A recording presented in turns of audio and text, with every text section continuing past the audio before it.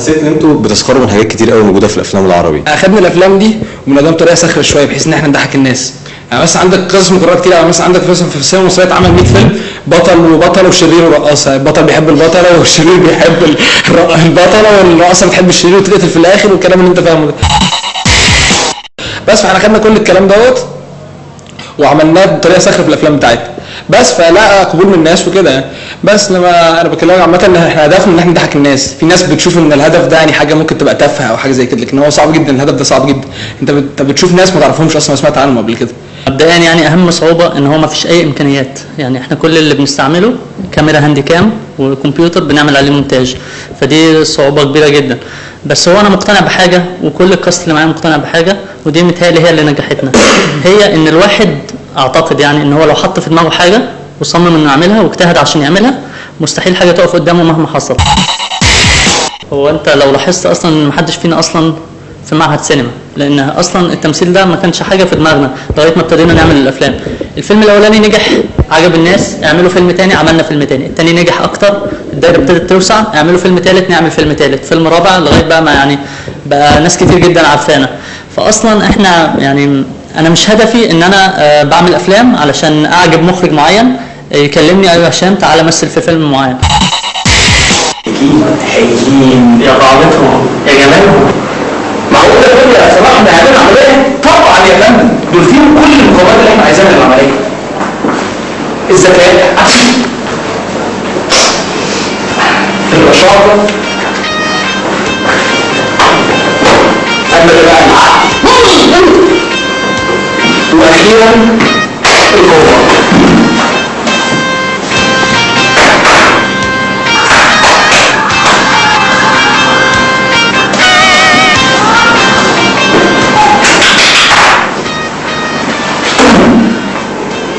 ايه يا جماعه؟ عصام مصطفى، انا عرفت ان انتوا حطيتوا الفيلم على الانترنت سايت. كنا حاطينه بقالنا تقريبا 3 شهور حاطين السايت. 3 شهور. اسمه ايه؟ اسمه tamrhindi.s5.com. tamrhindi.s. طب انا عرفت ان انتوا كنتوا عاملين 4 افلام قبل كده، حطيتوا ال4 افلام على الانترنت ولا؟ لا، هو احنا ما بنحطش افلام نفسها، احنا بنحط فاهم يعني صور مثلا، كلام عن كل واحد مثلا من الجروب بتاعنا كله، مثلا بنتكلم عن كل حاجه، يعني بنحط مثلا يعني فاهم بنحكي مثلا حاجه. حطيتوا مشاهد معينه ولا سبتوها؟ لا، ده ريفيو مثلا عن الفيلم كله، يعني زي السايتس بتاعت الافلام العاديه. بالظبط. انما مش صعب انزل الفيلم كله، يعني كل فيلم ساعه وربع. ممكن هو يتفرج على الفيلم او حاجه او جالكم ايه؟ لا ده كتير بقى كتير قوي يعني. لا كتير قوي يعني. كنتوا متوقعين نجاح ده ولا كنتوا فاكرين بس يعني الموضوع كده فن خلاص يعني؟ لا بصراحه يعني الافلام اللي قبل كده مثلا لما كنا بنعرضها تشتهر مثلا في، يعني انا مثلا ادي لواحد صاحبي يدي لاصحابه وكده. دلوقتي بقى يعني فيلم بقى بيوصل للناس اصلا من غير ما نعرف، من غير ما اديه لاي حد اصلا، من غير ما اقول لحد ان انا عامل فيلم. كل حد يشوف تركيز على الفيلم يعني. بجد لا، ما هو المواضيع بتيجي كده بقى، كل الناس بتقول لبعض وبيوصلوا الفيلم لبعض وكده، فالموضوع وسع مننا جامد يعني اكتر من المرات اللي فاتت بكتير يعني.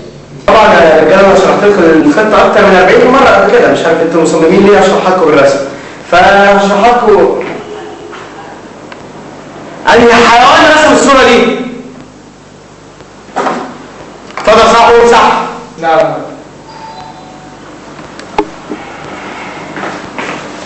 دلوقتي هرسم لكم الرسم التوضيحي للخريطه.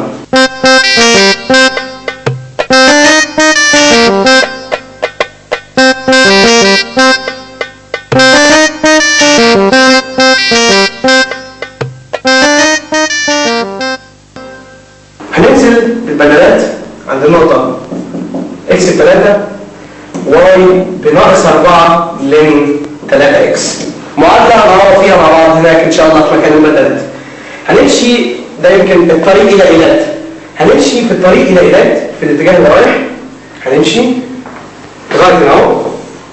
ايوه يا فندم، بس في اخر الطريق ده في لجنه بصراحه معهوش رخص. برافو عليك، برافو عليك فعلا. احنا هنضرب لكم رخص، هنضرب لكم كارنيهات، كل حاجه. في وجبه على فكره يا جماعه مع في وجبه ان شاء الله مع وربنا في وجبه وربنا. ايوه يا حبيبي في وجبه. فنمشي ده الطريق الى ايلات. لو حصل اي حاجه عند اللجنه في الطريق المختصر الى ايلات اللي هو يمين في شمال. تخش جوه في اسرائيل تمشي 150 متر. الحقيقه هم كانوا، انا يعني سمعت عنهم، سمعت ان في جروب من شباب عاملين فيلم كان بيتعرض في مطعم يدوبك يعني، كان على الضيق قوي يعني. فسمعت قلت اروح اشوف، راح اتفرج. رحت كان يدوبك فيه زي 30-40 واحد بيتفرجوا تقريبا. قعدت اتفرج، كان فيلم بصراحه كان لذيذ جدا وكان يضحك جدا. هو فيلم مرتضى الناجي وانا انبسطت جدا، بس لاحظت ان هو معمول، الموسيقى معموله يعني في كاسيت شغال وصوت موسيقى طالعه في الهجان. فيعني انا كنت وانا صغير بلعب بيانو بلحن موسيقى، وكان دايما يعني مش حلم ان انا اطلع عازف قد ما حلم ان انا اطلع الف موسيقى تصويريه للافلام. يعني دي كنت حاسس ده كان هدفي من الاول، ان انا موسيقى تصويريه للافلام. انا بحس ان الموسيقى حاجه مهمه جدا في الافلام، وان هي يعني حاجه مؤثره جدا وعامل مهم جدا. فالحقيقه في واحد صاحبي شجعني قال لي طب ما تكلم حد فيهم قول لهم انت عايز تشاركهم، واضح ان هم ما عندهمش حد يعمل الدور ده. كلمت احمد وقلت له انا بالف موسيقى حقيقه، وكانوا ابتدوا الفيلم الثاني بتاعهم الحب احيانا، كانوا ابتدوا الفيلم الثاني وقال لي يا ده انت جيت من السما، ده احنا ابتدينا الفيلم مش لاقيين لسه حد بيعمل موسيقى. التيم ورك بصراحه هو اللي خلاني اتشجع. يعني انا مش بقعد الف مثلا حاجه كده، وانا مش بس ممكن اجيب من حته حاجه معروفه احطها وخلاص والناس تضحك برضو، بس الفكره ان كل حاجه عايزينها تبقى اوريجينال بتاعتنا احنا. انا كنت فاكر ان انتوا واخدين الموسيقى بس، يعني من كتر ما هي طالعه كويس كنت فاكر ان انتوا واخدينها من لا هو احنا قلنا لا لازم نعمل ان انت تعملها يعني. هو المجهود اللي هم بيعملوه لازم قدامي نعمل. انا كنت عايز اعمل مجهود، يعني حسيت ان هو الفيلم ده بالذات اخر واحد قد ايه يعني كل الممثلين كلهم عاملين مجهود، كلهم اتحسنوا جدا فيه، عملوا مجهود جامد فيه. هو في حاجه كمان يعني متهيألي ان ربنا كرمنا جدا في الموضوع دوت. احنا ما كناش نتخيل يعني ان هو يبقى كده، احنا كنا بنعمل حاجه بنهرج بيها في الاول، انت مش متخيل فيها. الحمد لله دلوقتي شهره الفيلم بقت جامده جدا في كل حته يعني الحمد لله. فمتهيألي ان كرم ربنا جامد قوي في الموضوع ده يعني. لضعف الامكانيات بس هشرح لكم الخطه على ورقه كرتون.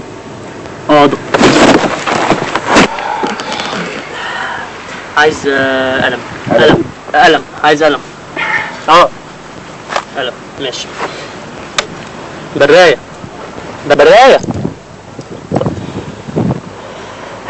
طيب دلوقتي الخطة تتلخص فيها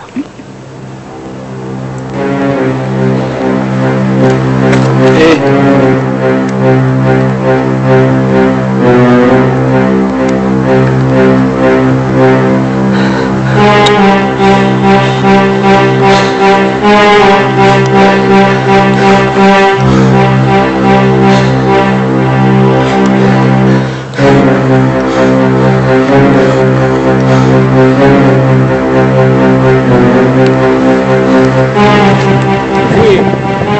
ايه الحكاية؟ في اعصاب،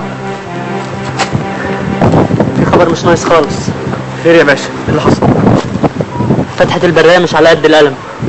اكتب بقلم جاف واخلص. انا معايا قلم جاف بس لو كتبت بيه هتتعلم على الخريطة واحنا لازم نرجعها لصاحبها. يا نهار اسود، انتوا عارفين ده معناه ايه؟ احنا معانا 3 اقلام، 3 نفس المقاس، واحد بلاش يعني الاثنين التانيين مش هيجروا. يعني ايه؟ يعني مفيش عملية يا حلو. لا لا لا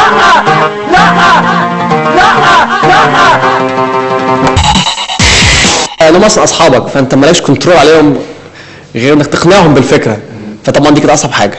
بس عايز اقول لك ان انا يعني كل الميزه اللي عندنا ان احنا علشان كلنا فاهمين بعض وكلنا فكرتنا واحده وكلنا هدفنا واحد، فيعني بسهوله كنت بقدر نسيطر ان احنا نتناقش فاهم، وبنطلع اللي احنا عاوزينه.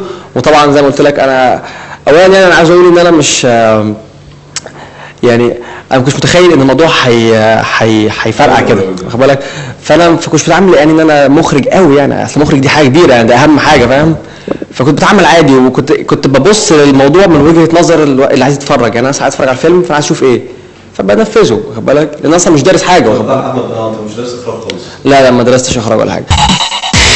في الميزه بقى الثانيه ان انا اصلا مش القرار مش قرارنا لوحدي واخد بالك، احنا قاعدين كلنا بنتكلم وكل واحد بيطلع بفكره حلوه بتتعمل، ان انا مش اللي يعني فاهم يعني. انا بعمل كل حاجه بس مش انا الدكتاتور بتاعهم فاهم.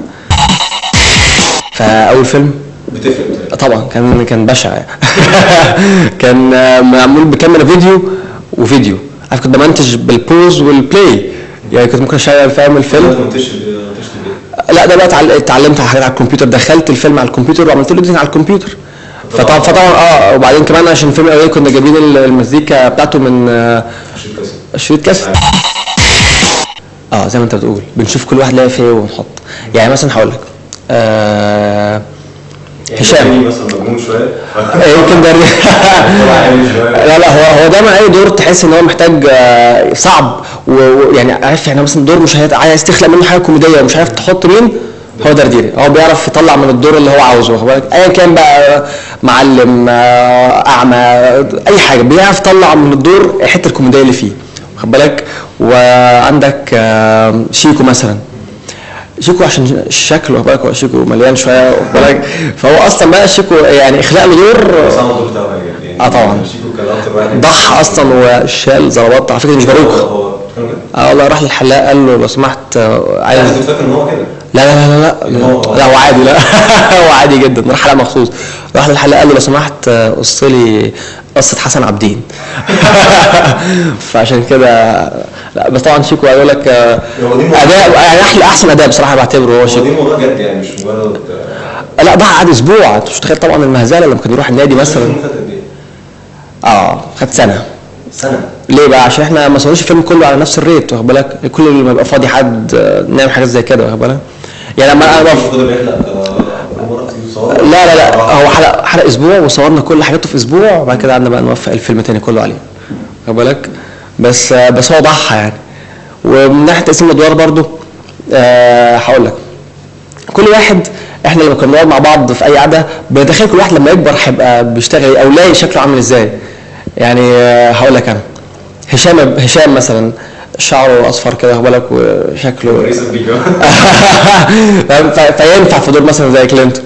بعدين هشام بقى كان عنده ميزه ان هو لو اي حاجه فيها كلام كتير ما بيضحكش اصلا تحس ان هو ما بيضحكش خالص فاهم مركز فيقعد يتكلم زي ما عايز ما بيضحكش. احمد فهمي تحس ان هو شكله الشاب المصري اللي هو ينفع بقى دور الجدع بقى البطل مش عارف ايه فدايما تحطه في ادوار زي كده عارف كل واحد ليه كاركتر كده ممكن تظبطها كويس قوي يعني.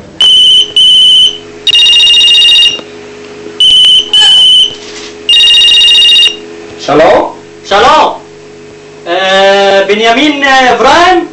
ايه بنيامين ابراهيم؟ انا بنيامين مع جورج ارداحي من الMBC من سيربح المليون. يا هلا فيك جورج. اهلا فيك بنيامين. والله معنا هون اخيك بن مرزوق قد وصل ل7 مليون وبقبل مساعدتك. هلا ساعدته؟ يا الف مرحبا بالاخ مرزوق. اوكي بنيامين معك 30 ثانيه من الان.